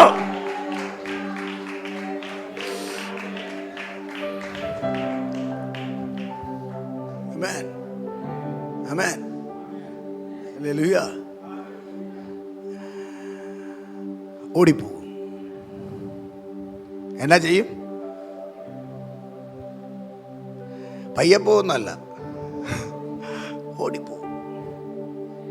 ഓടിപ്പോകും എന്ന് പറഞ്ഞാൽ അവൻ ഒരു വഴിയായി വരും, 7 വഴിയായി എന്ത് ചെയ്യും? ഓടിപ്പോകും. ഈ മിദ്യാനിയുടെ കാലത്ത്, മിദ്യാനിയര് ഗിദെയോന്റെ കാലത്ത് ഒരു ശൂന്യത വരുത്തി. ദൈവജനം അനിഷ്ടമായത് ചെയ്തപ്പോൾ ദൈവം ശത്രുവിൻ്റെ കയ്യിൽ ഇട്ട് കൊടുത്തു. അയ്യോ, അങ്ങനെ ചെയ്യുമോ? അങ്ങനെ ചെയ്യുമോ? ഞാൻ എൻ്റെ കുഞ്ഞുങ്ങൾ ഇവിടെ ഒരു കടിക്കുന്ന ഭയങ്കര ഒരു പട്ടി അവിടെ നിൽക്കുക, ചിന്തിക്കുക. വായിക്കൂടെല്ലാം ചൊരയുമ്പോഴത്തേക്ക് പേളകി നിൽക്കുക. ഞാൻ എൻ്റെ കൊച്ചുങ്ങളെ വിളിച്ചോണ്ട് എന്നാ പിടിച്ചോ നമ്മൾ കൊടുക്കുമോ? ന്യായാധിപന്മാർ 6:1 വായിക്കുമ്പോൾ കാണുന്നു, ദൈവം ജനം അനിഷ്ടമായത് ചെയ്തപ്പോൾ ജനത്തെ എന്ന് പറഞ്ഞാൽ സ്വന്തം ജനത്തെ ഇതേപോലൊക്കെ കടിച്ച് കീറാൻ കിടക്കുന്ന ജനത്തിൻ്റെ കയ്യിൽ ഇട്ട് കൊടുത്തു. 1-2 വർഷമല്ല, 7 വർഷം. 7 വർഷം. ന്യായാധിപന്മാർ, എന്നെ ശ്രദ്ധിച്ചാൽ മതി, ന്യായാധിപന്മാരുടെ പുസ്തകത്തിൽ കാണുന്നു, അവരങ്ങനെ ഏൽപ്പിച്ച് കൊടുത്തപ്പോൾ അവർക്ക് സ്വന്തം വീട്ടിൽ കിടന്നുറങ്ങാൻ പറ്റിയില്ല. വീടുണ്ട്, കിടക്കാൻ പറ്റത്തില്ല. വീടുണ്ട്, കിടക്കാൻ. ഇന്ന് ചിലർ അങ്ങനെയല്ലേ, വീടുണ്ടെങ്കിലും സ്വസ്ഥതയോടെ വീട്ടിൽ കിടക്കാൻ പറ്റുന്നുണ്ടോ? മുറ്റത്ത് കടക്കാരെ നീക്കുക. മുറ്റത്ത് എന്ത് കിടക്കുക? കടക്കാരെ നീക്കുക. വീട്ടിൽ കിടക്കാൻ പറ്റുന്നില്ല. വീടുണ്ട്, വീട്ടിൽ കിടക്കാൻ പറ്റില്ല. ആ കെട്ട് ഇന്ന് അഴിയണം. എല്ലാവർക്കും അല്ല, ഇതിനകത്തിരിക്കുന്നവർക്കും ലൈവിൽ കേൾക്കുന്നവർക്കും അഴിയാൻ പോവുക. എൻ്റെ പ്രിയരെ, ഈ ദൂതൊന്നും വെറുതെ വരുന്നതല്ല. ഈ മീറ്റിംഗ് അങ്ങോട്ട് കഴിയുമ്പോൾ എൻ്റെ ഫോണിനകത്ത് എത്ര പേരെ വിളിച്ചു പറഞ്ഞു, പാസ്റ്റർ അത് എന്നോടായിരുന്നെന്ന്. വീട്ടിൽ കിടക്കാൻ വയ്യ. ന്യായാധിപന്മാരുടെ പുസ്തകം 6-ാം അധ്യായം മീറ്റിംഗ് കഴിഞ്ഞിട്ട് വീട്ടിൽ പോയി വായിക്കണം. വീട്ടിൽ കിടക്കാൻ പറ്റാ വന്നപ്പോൾ അവർ കിടന്നെവിടെ അറിയാം? ഗഗ്വരങ്ങളിലും ഗുഹകളിലും പർവ്വതങ്ങളിലും ശരണം പ്രാപിച്ചു. എത്ര വർഷമാ?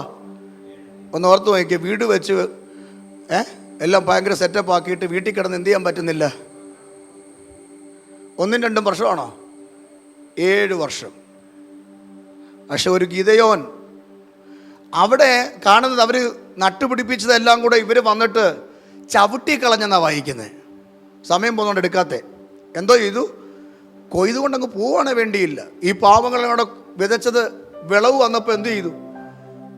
ചവിട്ടിക്കളഞ്ഞെന്ന് എന്ന് പറഞ്ഞാൽ നീയും തിന്നരുത്, ഞങ്ങളും തിന്നരുത്. ചിലതൊക്കെ ദൈവം ചവിട്ടിക്കളഞ്ഞിട്ടിരിക്കുക, എന്നിട്ടും ദൈവസന്നിധി മുട്ടുമടക്കുന്നില്ല. പക്ഷെ ഒരു കാര്യം ഞാൻ പറയാം, നീ ദൈവസന്നിധിയിൽ എന്നും വന്ന് പാദപീഠത്തിൽ കർത്താവേ തെറ്റിപ്പോയി എന്നോട് ക്ഷമിക്കണമേ എന്ന് പറഞ്ഞ് ഇതിനകത്ത് വന്ന് മുട്ടുകുത്തുന്നു, അന്ന് വരെ നീ മിദ്യാന്റെ കയ്യിലായിരിക്കും. എഴുതിയിട്ടോണോ സഭ?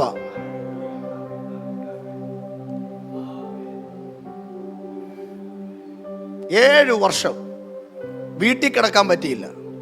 ഞാൻ കൊണ്ടൊന്നുമല്ല, നായകന്മാർ സാറാദ്യം വീട്ടിൽ പോയി വായിച്ച ഈ പാസ്റ്റർ പറഞ്ഞ് ശരിയാണോ നോക്കാൻ. ഇത് കയറി വന്ന ദൂത.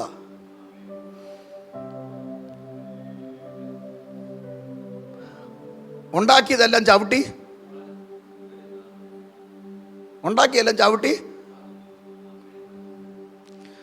അതിൻ്റെ ഇടയ്ക്കാണ് ഒരു ഗിദെയോൻ എന്ന് പറയുന്നൊരു വ്യക്തി മുന്തിരിച്ചക്കിൻ്റെ ഇടയിലിരുന്ന് എന്ത് ചെയ്യുക? ഗോതമ്പ് മെതിക്കുക. മുന്തിരി മെതിക്കേണ്ട ഒരു സ്ഥലമുണ്ട്, ഗോതമ്പ് മെതിക്കേണ്ട ഒരു സ്ഥലമുണ്ട്. ഗോതമ്പ് മെതിക്കേണ്ടത് നിങ്ങൾ കണ്ടിട്ടുണ്ടോ? ഗോഡൗണിൽ കൊണ്ടുപോയി അല്ല, ഗോതമ്പ്, യവം, അരി, ഇതെല്ലാം അല്ലെങ്കിൽ നെല്ല്, ഇതെല്ലാം വിതയ്ക്കുന്നത് എവിടിട്ട് കൊയ്തോ അവിടെ ഇട്ട് മെതിക്കും, കളത്തിൽ. ഇതകത്ത് കൊണ്ടുപോയി മെതിക്കേണ്ട വകുപ്പല്ല ഗോതമ്പ്. അകത്ത് മെതിക്കുന്നത് പൊടി വീഴാതെ വെയിലടിക്കാതെ ചക്കാണ്, അത് മുന്തിരി എടുക്കാനാ. പക്ഷെ ഗോതമ്പ് മെതിക്കേണ്ടതാ, മുന്തിരി മെതിക്കേണ്ടതല്ല, ആട്ടിയെടുക്കേണ്ടതാ. പക്ഷെ അതിൻ്റെ ഇടയിൽ കൊണ്ടുപോയി കിട്ടിയ മണികൾ കൊണ്ടുപോയി മെതിക്കുന്ന ഗിദെയോൻ എന്ന് പറഞ്ഞാൽ ഒത്തിരിയൊന്നുമില്ല, ഉള്ളതൊക്കെ ഇവന്മാർ വന്ന് ചവിട്ടിക്കളഞ്ഞു. അതിനകത്തുനിന്ന് കിട്ടിയത് ഇവന്മാർ കാണാതെ ഇരിക്കാൻ, കണ്ട കയറി വന്ന് അതും എടുത്തോണ്ട് കാണാതെ ഇരിക്കാൻ പാത്തു വെച്ച് എന്ത് ചെയ്യുക? ഇന്ന് രാവിലെ ആത്മാവി പറയാം, പാത്തിരുന്ന് കരയുന്ന ചിലതുണ്ട്. അവിടെ എന്നെ ഏറ്റവും ചിന്തിപ്പിച്ചൊരു കാര്യമുണ്ട്. ഗിദെയോൻ ഒറ്റയ്ക്ക് നിന്ന് ഇത് മെതിക്കുമ്പോൾ കരിവേലകത്തിൻ്റെ കീഴിൽ ആരിറങ്ങി എന്നറിയാമോ? ദൂതനിറങ്ങി. ഒറ്റ വിളിയാ. ഇങ്ങോട്ട് നോക്കിക്കേ, ഒറ്റ വിളിയാ. എന്നാ? പരാക്രമശാലിയായ നിന്നെ ഞാനൊരു യവത്തപ്പമാക്കുമെന്ന്. ആരാക്കും? സിംഹമാക്കൂന്ന് പറഞ്ഞോ? ഒരു കുന്തമാക്കൂന്ന് പറഞ്ഞോ? ഇല്ലല്ലോ. എന്തോ ആക്കൂന്നാ പറഞ്ഞേ? എന്നിട്ട് പറയുക, നീ യവത്തപ്പമായി കഴിയുമ്പോൾ നിന്നെ ഞാൻ ശത്രുപാളയത്തിലേക്ക് തള്ളിയിടും, ശത്രുവിന്റെ കൂടാരം മൊത്തം പൊളിഞ്ഞു പോകും. ചിന്തിക്കാൻ പറ്റുന്ന കാര്യമാണോ? ഓ, നിങ്ങൾ രാവിലെ ഒരു ദോശ ഉണ്ടാക്കിയിട്ട്, സാബുച്ചാനെടുത്ത അമ്മാമ്മ രാവിലെ ദോശ ഉണ്ടാക്കിയിട്ട് മേളിൽ ഇങ്ങോട്ട് ഉരുട്ടി വിടാൻ ചിന്തിച്ചു. ഈ ബിൽഡിങ്ങിന് എന്തെങ്കിലും പറ്റുമോ? പറയുന്നേ. ഈ ബിൽഡിങ്, ബൈബിൾ കോളേജിൻ്റെ ബിൽഡിംഗ് എന്തെങ്കിലും പറ്റുമോ? ഇവിടെ പകുതി ആകുമ്പോഴത്തേന് അപ്പം പാതി വഴിയിലാകത്തില്ലേ? അല്ലേ? ഇനി ഇച്ചിരി കട്ടിക്കിരിക്കട്ടെ. അബ്രഹാം ഉണ്ടാക്കി ഒരിടം കഴിയും കൊണ്ട് ഒരപ്പം ഉണ്ടാക്കട്ടെ. ചില ആൻറ്റിമാർ പറയുന്നത് ഉണ്ട് വാസ്റ്റേ, ഞങ്ങളുണ്ടാക്കുന്ന ഇഡലി എറിയാൻ പറ്റിയ സാധനമെന്ന് പറയുന്നത്. ഇരിപ്പ് കണ്ടിട്ട് എനിക്ക് അങ്ങനെ തോന്നുന്നത്. ഞങ്ങൾ ചിലപ്പോൾ ഉണ്ടാക്കുന്ന ഇഡലിയൊക്കെ എടുത്ത് എറിഞ്ഞാൽ കോഴി എന്ത് ചെയ്യും? ചത്തുപോകുമെന്ന് പറയുന്നു. അപ്പോൾ നോക്കിക്കേ, അപ്പം ഉരുട്ടി വിട്ടാൽ പാളയം തകരുമോ? പറ. ഇല്ല. എന്ന് പറഞ്ഞാൽ കൊരിന്ത്യലേഖനത്തിൽ വാക്യമുണ്ട്, ജ്ഞാനികളെ ലജ്ജിപ്പിക്കാൻ ദൈവം ലോകത്തിൽ അത്രയേ ഉള്ളൂ. നിന്നെ കൊണ്ട് പറ്റൂ. നിങ്ങളെ കൊണ്ട് പറ്റും, എന്നെ കൊണ്ട് പറ്റും. പക്ഷെ ലോകം പറയും നീ ഒരു അബദ്ധപ്പമാ. പക്ഷെ കർത്താവ് പറയും ആ അപ്പത്തിൻ്റെ മേൽ എൻ്റെ അഭിഷേകമുണ്ട്. നിന്റെ മേൽ എന്തോ ഉണ്ട്. ഇന്ന് പകൽ സ്വോത്രം പറ അമ്മമ്മമാരെ, ഇന്ന് പറ അച്ചായന്മാര് സ്വോത്രം പറ. ലൈവ് ഇരിക്കുന്നവരെ കരമടിച്ച് ദൈവത്തിന് മഹത്വം കൊടുക്ക്. ഇന്ന് പകൽ യേശുവിന്റെ നാമത്തിൽ നിങ്ങൾ പറ, ഞാനൊരു യവത്തപ്പമായി മാറും. എൻ്റെ മേൽ അഭിഷേകം വീണിട്ടുണ്ട്. ഈ അഭിഷേകവുമായി ഞാൻ ശത്രുപാളയത്തിൽ ചെല്ലും. കഴിഞ്ഞ 10 ദിവസമായി എനിക്കെതിരെ, കഴിഞ്ഞ 10 വർഷമായി എനിക്കെതിരെ, കഴിഞ്ഞ 10 മണിക്കൂറായി എനിക്കെതിരെ നിൽക്കുന്ന വ്യാപാര മണ്ഡലത്തെ യേശുവിന്റെ നാമത്തിൽ ഞങ്ങൾ അതിനെ പിടിച്ചടക്ക. കരമടിച്ച് അന്യഭാഷയിൽ ആത്മാവി സ്തോത്രം ചെയ്യേ.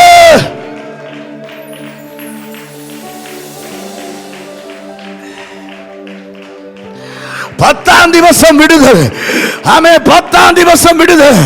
പ്രതീക്ഷിക്കാത്ത ചിലത് നിന്റെ അകത്ത് കയറി നിന്നെ അസ്വസ്ഥപ്പെടുത്തുമ്പോ ഇന്ന് മകൻ യേശുവിന്റെ നാമത്തിൽ 10ാം ദിവസം വിടുതൽ.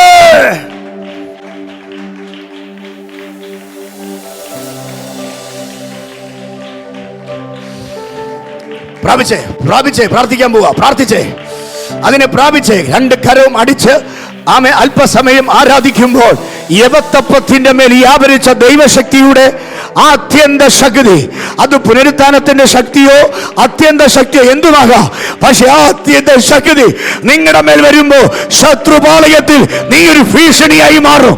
ശത്രുപാളയത്തിൽ നീ ഒരു ഭയമായി മാറും. ശത്രുപാളയത്തിൽ നീ ഒരു ഭയമായി മാറും.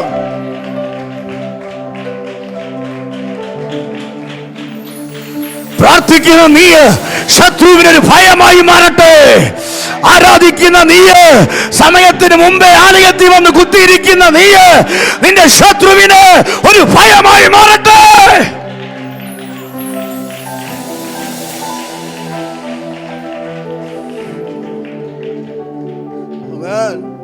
പത്താം ദിവസം ഞാൻ ആത്മാവി പറയാം, നിങ്ങളുടെ നെറ്റിക്ക് എഴുതിക്കോണം, ഞാൻ ശത്രുവിനൊരു ഭയമായി മാറും. പക്ഷേ എന്നെ നോക്കിയാൽ പറയത്തില്ല ഞാനൊരു യവത്തപ്പമാ, പക്ഷെ എന്നിൽ വ്യാപരിക്കുന്ന ഒരു അത്യന്ത ശക്തിയുണ്ട്. ഞാൻ അവിടെ നിന്ന് ഒരു വാക്കൂടെ പറഞ്ഞ് പ്രാർത്ഥിക്കട്ടെ. ബാക്കി നമുക്ക് വൈകിട്ട് നമുക്ക് അവിടെയാണ് പ്രാർത്ഥന. ഇവിടെ നമുക്ക് ലൈവ് പ്രാർത്ഥനയുണ്ട്, അവിടെ മരണ വീട്ടിലും പ്രാർത്ഥനയുണ്ട്. അപ്പം ഞാൻ വൈകിട്ട് കാണത്തില്ല, മറ്റൊരു ദൈവദാസൻ വൈകിട്ട് ഇവിടെ ശുശ്രൂഷിക്കും.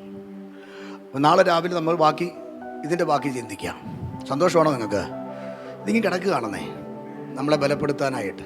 നമ്മുടെ തീം എന്താ? വാസപ്രാർത്ഥനയ്ക്ക് തീം നമ്മൾ ഇന്നുണ്ടാക്കി. എന്താ തീം? ദൈവത്തിന് കീഴടങ്ങുക, പിശാചിന് എതിർത്ത് നിൽക്കുക. ഒറ്റ കാര്യം പറഞ്ഞു നിർത്താം. 10ാം ദിവസത്തെ വിടുതൽ. മിദ്യാനിയരെല്ലാം കൂടി കൂട്ടം കൂടി ഇവരെയെല്ലാം 7 വർഷമായിട്ട് ഒതുക്കി എന്ന് പറഞ്ഞ് നടക്കുമ്പോൾ ഒരു സുമാലയുടെ രാത്രി കിടന്ന് ഉറങ്ങിയപ്പോൾ ഒരു സ്വപ്നം കണ്ടു. ഒരു എവത്തപ്പം ഇങ്ങനെ ഉരുണ്ടിങ്ങനെ വരുന്നു. നമ്മുടെ പാളയെല്ലാം കൂടെ എന്ത് ചെയ്യുന്നു? പൊടിഞ്ഞു പോകുന്നു. ഇവരങ്ങോട്ട് ചാടി എഴുന്നിട്ട് ഞാൻ മുമ്പ് പറഞ്ഞൊക്കെ സ്വപ്നം കണ്ടതുപോലെ വ്യാഖ്യാനമില്ലാതെ ഇത് കണ്ടുകൊണ്ടിരിക്കുക. വിവന്മാർ തമ്മിൽ ചോദിച്ചു, എന്താടാ ഒരപ്പമാണല്ലോ വരുന്നേ, ഒരപ്പമാണല്ലോ. അപ്പോൾ ഇവന്മാരോട് പറഞ്ഞു അതിനകത്ത് ബുദ്ധിയുള്ളവനുണ്ട്. അപ്പോൾ അതിനകത്ത് ഒരുത്തം പറഞ്ഞു അത് ഇത് മറ്റാരുമല്ല, അത് ഗിദെയോനാണോ. ഗിദെയോൻ്റെ വാളാ വേണ്ട, ഗിദെയോൻ്റെ ഉറക്കം കെട്ടെന്ന്. പ്രാർത്ഥിക്കുന്ന നിനക്കെതിരെ, ഉപവസിക്കുന്ന നിനക്കെതിരെ, കരയുന്ന നിനക്കെതിരെ, ആമേൻ ആമേൻ, ആഹാരങ്ങൾ മാറ്റിവെച്ച് രക്തം വെള്ളമാക്കി, ആമേൻ, ദൈവസന്നിധിയിൽ നിലവിളിക്കുന്ന രാവും പകലും എഴുന്നേറ്റ് ദൈവസന്നിധിയിൽ ഓരോരോ കണ്ണൊഴുക്കുന്ന നിനക്കെതിരെ ഏതെങ്കിലും ആമേ പൈശാചിക ഉണ്ടെങ്കിൽ അവന്റെ ഗോഡൗണിനകത്ത് കയറിയിട്ട് അവനെ ഷൂട്ട് ചെയ്യാൻ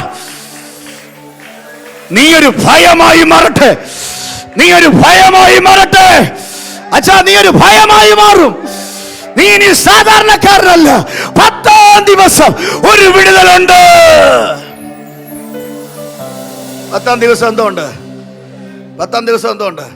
വിടുതലുണ്ട്. ആ മൈക്ക് അങ്ങോട്ട് കൊടുത്തേ മോനെ, ബോസങ്ങളും കൊടുത്തേ, പ്രാർത്ഥിക്കട്ടെ. 10ാം ദിവസം ഒരു വിടുതലുണ്ട്. ആ മൈക്ക് കൊടുക്കൂനെ വേഗത്തിൽ. 10ാം ദിവസം ഒരു വിടുതലുണ്ട്. 10ാം ദിവസം ഒരു വിടുതലുണ്ട്. ആ വിടുതൽ നമുക്ക് കർത്താവ് തന്നിരിക്കുക. ശത്രുപാളയത്തിനകത്ത് ഭയം ആരംഭിച്ചു കഴിഞ്ഞു. ശത്രു ഓർത്തു ഉപവാസം തികയ്ക്കത്തില്ല, ഇത് ചുമ്മാ കളിപ്പീര. ആമേ, ശത്രു ഓർത്തു ഇതൊക്കെ നടക്കുന്ന കാര്യമല്ല, കാരണം കണ്ടിട്ടില്ല പിശാച്. എന്നാൽ ഇന്ന് കണ്ടിട്ടില്ലാത്ത ചിലത് ദൈവസഭയ്ക്കകത്ത് നടക്കുമ്പോൾ നിനക്കെതിരെ കൂട്ടം കൂടുന്ന മിദ്യാന്യ ശക്തികൾക്ക് ഭയം വരുത്തിയിട്ട് ന്യായവിധി അയക്കുന്ന ദൈവമുണ്ട്.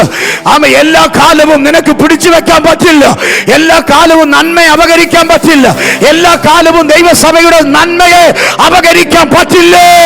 തിരിച്ചു പിടിക്കുന്ന ഒരു തലമുറ എഴുന്നേൽക്കാൻ പോകുകയോ?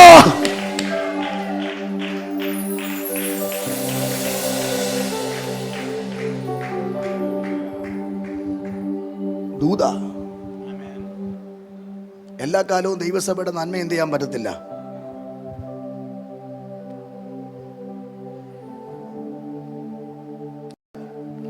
ഇനി ഒരു കാര്യം അനാവതായിട്ട് പോകത്തില്ല. ശത്രുവിന്റെ പാളയം തകരും. സ്വത്രം പറ. നിന്റെ ഒരു നന്മ ഇനി എന്ത് ചെയ്യത്തില്ല, പറയാമോ? നിന്റെ കൊച്ചുങ്ങൾ ഉണ്ടാക്കിയ ഒരു നന്മയും ദുഷ്ടൻ എന്ത് ചെയ്യത്തില്ല. നീ തൊഴിലുറപ്പിനും പോയി, നീ കഷ്ടപ്പെട്ട് വെയിൽ കൊണ്ട് നടുകളഞ്ഞ് ഉണ്ടാക്കിയ പണം ഒന്നും ദുഷ്ടൻ ഇനി എന്ത് ചെയ്യത്തില്ല. സ്വത്രം പറയാമോ? ദൂത് മനസ്സിലായെങ്കിൽ സ്വത്രം പറഞ്ഞോണം. 10-ാം ദിവസത്തിൻ്റെ വിടുതലാ. ഇനി വൈകിട്ട് എന്താണെന്ന് എനിക്കറിയത്തില്ല പറയാൻ പോകുന്നത്. കണ്ണടയ്ക്കാം. 10 ദിവസം നിങ്ങൾക്ക് ഉപദ്രവം ഉണ്ടാകും. ചിലരെ തടവിലാക്കും. പക്ഷെ 10 ദിവസം കഴിയുമ്പോൾ ഒരു 11-ാം ദിവസം അത് നിന്റെ വിടുതലിൻ്റെ ദിവസമാണ്. നിന്റെ കുടുംബത്തിൻ്റെ വിടുതൽ ദിവസം, പെട്ടകത്തി കയറിയവരുടെ വിടുതലിൻ്റെ ദിവസം, ദൈവസന്നിധി മുട്ടുമടക്കിയവരുടെ വിടുതലിൻ്റെ ദിവസം. പ്രാർത്ഥിക്കാം. അങ്കിൾ പ്രാർത്ഥിച്ചാട്ടെ.